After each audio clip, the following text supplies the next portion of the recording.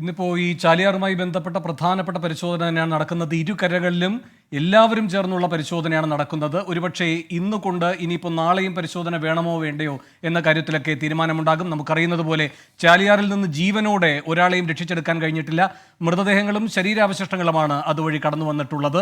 ഇന്നും ശരീരാവശിഷ്ടങ്ങൾ കിട്ടുന്ന നിലയുണ്ടായി. അവിടെ ഏറ്റവും പ്രധാനപ്പെട്ട തെരച്ചിൽ ഇപ്പോഴും പുരോഗമിക്കുന്നു. അതേസമയം ചൂരൽമലയിലും മുണ്ടക്കയിലും പുഞ്ചിരിമട്ടത്തുമൊക്കെ തെരച്ചിൽ മുന്നോട്ട് പോവുകയാണ്. ചൂരൽമലയിൽ നിന്ന് പുതിയ വിവരങ്ങളുമായി ഹാഷ്മി താജ് ഇബ്രാഹിമും ചേരുന്നുണ്ട്. ഹാഷ്മി, നേരത്തെ അവിടെ ഏത് ഭാഗത്ത് നിന്നാണ് ഒരു മൃതദേഹം കണ്ടുകിട്ടിയത്? ഇത് നൽകുന്ന സൂചന എന്താണ് ഇതുമായി ബന്ധപ്പെട്ട് പിന്നീട് മുന്നോട്ട് പോകുന്ന ഈ രക്ഷാദൗത്യത്തിന്റെ സ്വഭാവം?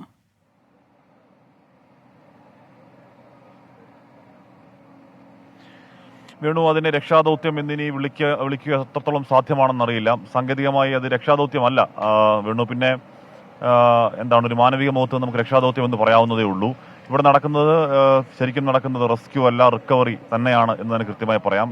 നമ്മൾ ഇവരോട് ചോദിക്കുമ്പോൾ, പ്രദേശവാസികളോട് ചോദിക്കുമ്പോൾ, ദൗത്യസേനാംഗങ്ങൾ ചോദിക്കുമ്പോഴൊക്കെ അവരും പറയുന്നത് റിക്കവറിയാണ് എന്ന് പറഞ്ഞാൽ അതിനുള്ളിൽ നമ്മൾ പലപ്പോഴും കേട്ടുള്ള മിറക്കിളൊക്കെ പോലെ, അത്ഭുതങ്ങളൊക്കെ പോലെ, ഒരു മാസമോ കഴിഞ്ഞും ജീവനോടെ ഇരുന്ന പഴയ ഭൂകമ്പ വിക്ടിംസിന്റെ കഥകൾ പോലെയുള്ള അങ്ങനെ എന്തെങ്കിലും ഒറ്റപ്പെട്ട അത്ഭുതങ്ങൾ സംഭവിക്കാമെന്നല്ലാതെ ഏതെങ്കിലും തരത്തിൽ ഒരു ജീവന്റെ പ്രതീക്ഷ ഇപ്പോൾ ഇവിടെ ആരും വെച്ച് പുലർത്തുന്നില്ല. ഇപ്പോൾ നടക്കുന്നത് റിക്കവറി തന്നെ നടക്കുകയാണ്. അത് അല്പസമയം മുൻപാണ് ഞാൻ ഇവിടെ നിൽക്കുന്ന ഈ സ്ഥലത്ത് ഒരു വലിയ ദുർഗന്ധമുണ്ടായി വീണു. ഇവിടെ നമ്മൾ 6ാം നാളാണ്, ഇപ്പോൾ ദുരന്തഭൂമിയിൽ 6ാം നാളാണ്. 6ാം നാൾ സ്വാഭാവികമായും വലിയ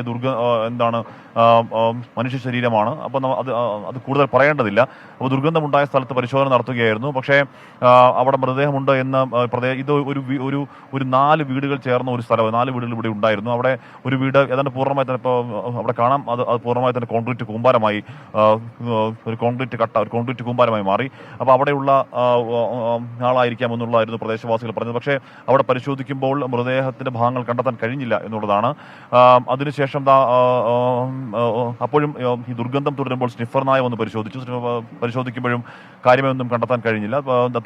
തൊട്ടടുത്ത ഭാഗത്തേക്ക് ആ തെരച്ചിൽ അങ്ങോട്ട് നീങ്ങുകയാണ്. നമുക്ക് ഇവിടെ നിൽക്കുമ്പോൾ ഫീൽ ചെയ്യുന്നുണ്ട് ദുർഗന്ധം, വലിയ ദുർഗന്ധമുണ്ട്. പക്ഷേ ഈ ദൗത്യസേനാംഗങ്ങൾ ഒരാളോട് സംസാരിക്കാൻ പറയുന്നത് കഴിഞ്ഞ ദിവസം അവർ 3 ദിവസം പ്രായമായ ഒരു മൃതദേഹം 3 ദിവസം ആയ ഒരു മൃതദേഹം എടുക്കുമ്പോഴേക്കും ഇതിലും വലിയ ദുർഗന്ധം ഉണ്ടായിരുന്നു. അപ്പോൾ 6 ദിവസമാണെങ്കിൽ ഇത്രയൊന്നും അല്ല ദുർഗന്ധം എന്നൊക്കെ ഇങ്ങനെ പറയുകയാണ്. നമ്മളിപ്പോൾ ദുരന്തഭൂമിയിൽ നിന്നൊക്കെ പറയുന്നത് വലിയ സങ്കടകരവും വേദനാജനകവുമാണെങ്കിൽ കൂടിയും അതാണ് യാഥാർത്ഥ്യം.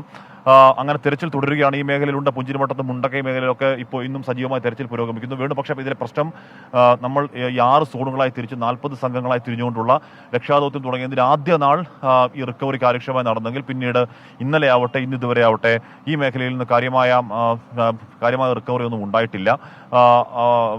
ഇവിടെ നിന്നാൽ കാര്യമായ രീതിയിലുള്ള പരിശോധന വളരെ കാര്യമായ രീതിയിലുള്ള പരിശോധന ഈ മേഖലയിലൊക്കെ നടക്കുന്നുണ്ട്. അപ്പോഴും 200-ന് മുകളിലേക്ക് കാണാതായവരുടെ സംഖ്യ അങ്ങനെ നിൽക്കുന്നു വീണു. അപ്പോൾ ഇവരെങ്ങോട്ടേക്ക് പോയി എന്ന ഒരു ചോദ്യം വളരെ പ്രധാനപ്പെട്ട ചോദ്യമാണ്. അവരെ ചാലിയാർ പുഴയിലും ഇന്നലെയും അങ്ങനെ വലിയ റിക്കവറി ചാലിയാർ പുഴയിൽ ഇന്ന് നടന്നില്ല. ഇന്നും നമ്മൾ ആദ്യ ദിവസങ്ങൾ കണ്ടപോലെ ഒരു വലിയ റിക്കവറി നമ്മളിപ്പോൾ കാണുന്നില്ല. ചൂരൽമലയുടെ വിവിധ മേഖലകളിലുള്ള തെരച്ചിൽ അതിൽ